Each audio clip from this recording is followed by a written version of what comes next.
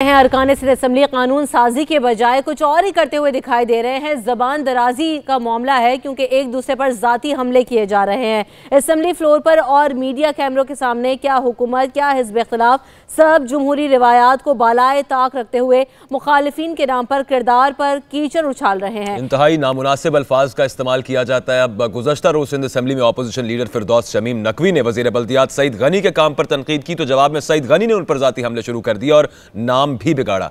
कहा क्या, देख लीजिए। इनके करतूतों से तो मुल्क नहीं चल रहा है, तो जाहिर है कि असम्बली कहाँ से चलेगी। अल्लाह माफ़ करे, इन जैसे लोग जब हुकूमतों में आते हैं तो जो हशर इस मुल्क का कर रहे हैं वो सब आप देख रहे हैं। तो ये बहरहाल इनके अंदर है प्रॉब्लम। मुझे तो लगता है ये नाम पे अगर आपने गौर किया हो, फिरदौस फिर शमीम, ये कुछ और था, ये गलती से पता नहीं कैसे इधर हो गए। वो मुसीबत हम झेल रहे हैं सारी।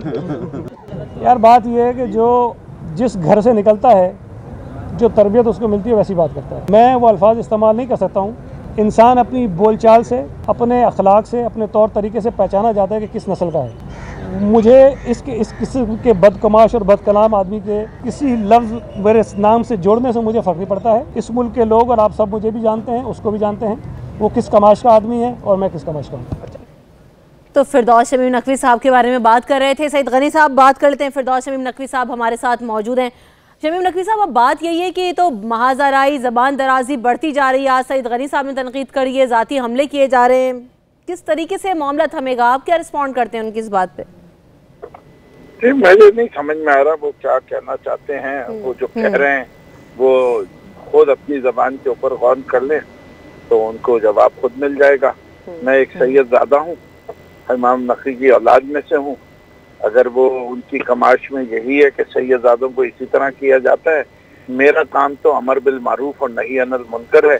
मैंने अच्छे काम को अच्छा कहना है, बुरे को बुरा कहना है और मैं नही अनिल मुनकर से हटूंगा नहीं। अगर कोई चोरी कर रहा है तो मैं उसको चोर कहूँगा, जो डाके डाल रहे हैं उन्हें डाकू कहूँगा। मुझे इस काम से कोई रोक नहीं सकता, इसलिए कि मैं तो जो है इमाम हुसैन के बताए हुए असूल पे चल रहा हूँ। उन्हीं ने यजीद के बारे में यही कहा था, मुझ जैसा तुझ जैसे की कभी बहस नहीं कर सकता। तो यही हाल हमारा है। हम जैसे उन जैसों के साथ कोई मिलाप या कोई गुफ्तगू नहीं कर सकते जो अवाम के हकूक पे डाका डालते हो। और वो पूरा सिंध बोल रहा है इनके करतूतों का। अगर ये अपने करतूतों को अच्छे अल्फाज के लिबादे में छुपाना चाहते हैं तो मैं माफी चाहता हूँ। नकवी साहब, तनकीद तो ठीक है, बिल्कुल आपकी बात दुरुस्त बजा के तनकीद तो होगी अगर जो भी गलत काम किया जाएगा, और फिर ऑपोजिशन आपका काम है ये करना। लेकिन आपकी पार्टी के दीगर वज़रा की भी अगर बात की जाए तो जिस तरह के फिक्रे उछाले जाते हैं, जिस तरह के नाम रख दिए जाते हैं, वो रवायत आप समझते हैं कोई अच्छी है? ठीक है, अपनी जगह पे तनकीद होनी चाहिए, लेकिन एक हुदूद और क़यूद के अंदर। देखिए, जब तक आप कोई पर्टिकुलर उसकी बात नहीं करेंगे, क्या तो मुझे क्या, मैं अपने वाले जुमले की वजाहत दे देता हूँ जो इनको बहुत तकलीफ हुई है। मैंने कहा कि पप्पू और चप्पू, ठीक है ना, दो चीजें। अब चप्पू उर्दू में किसको कहते हैं? और को कहते हैं, यानी जो किश्ती को चलाने के लिए, आगे करने के लिए चप्पू चलाया जाता है, ठीक है। और चप्पू किसके हाथ में होता है? वो चप्पू खुद कुछ नहीं कर सकता जब तक पीछे चलाने वाला उसको चलाए नहीं। जब हर चीज पे वो तकरीर शुरू करते हैं कि मेरे चेयरमैन बिलावल भुट्टो जरदारी ने मुझसे कहा और मैंने किया, तो मैंने उनको, क्योंकि वो पप्पू हैं तो और ये उनके कहने पे काम करते हैं, तो इसको चप्पू का है। ये उर्दू अदब में कोई इसके अंदर कोई आप बता दीजिए कौन। लेकिन इन सारी बातों के पेश नज़र जो मामलात हैं, जो असल मामलात असम्बली में डिस्कशन होने चाहिए वो नहीं होते। एक दूसरे पर ज़बान दराजी और इल्ज़ामात के बाद सेशंस मुलतवी हो जाते हैं, तो उसकी वजह से अवाम सफ़र कर रहे हैं यकीनी तौर पे। आपको ये बताऊं, असल में अवाम का लेवल भी बढ़ना चाहिए, मैं आपकी उस बात से इख्तिलाफ नहीं कर रहा, लेकिन अनफॉर्चुनेटली इस मुल्क के हुक्मरानों ने मेरे मुल्क के 60% लोगों को जाहिल रखा हुआ है, ठीक है, इससे कि उन्होंने इनको तालीम के ज़ेवर नहीं दिया।